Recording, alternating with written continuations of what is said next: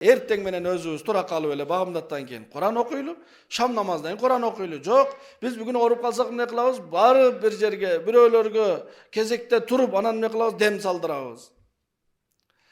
Tuğanlar, özüңүздүн salgan demiңiz bargo. Siz özüңüz orup kalsanız Fatihani okuңuz, İhlas Falak Nas surelerini okuңuz, Ayatal Kürsüni okuңuz, kalasanız suğa dem salıp içiңiz, kalasanız jönle dem salыңыз. Uşul özüңüzdүn kılgan amaldın soğubu jana paydası ушунчалык көп болот.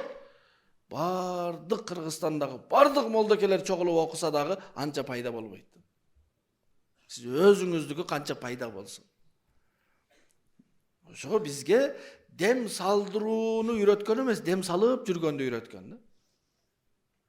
Muavvazatayn Falak Nas сүрөсүн окуп жүргүлө деген. Пайгамбарыбыз саллаллаху алейхи вассалам айткан. Окутуп жүргүлө деген эмес, окуп жүргүлө деген. Bugün bir çoğun bir iş var, bir köygöylü mesele var bugün. Birөө misалы үйлөнмөкчү же болбосо bir үй алат же машина алмакчы, кыскасы жашоодагы çoğun bir iş жасайбы, кажети бар.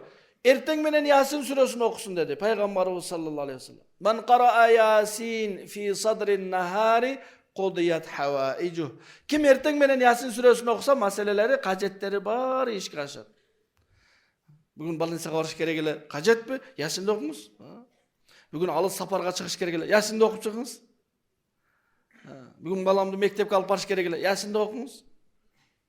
Ne болот Ясинди окуса? Биринчиси Ясинди окуса Алла ар бир тамгасына жооп берет. Ясин сүрөсүн окуса кажеттер ишке ашат деген Пайгамбарыбыз саллаллаху алейхи вассалам.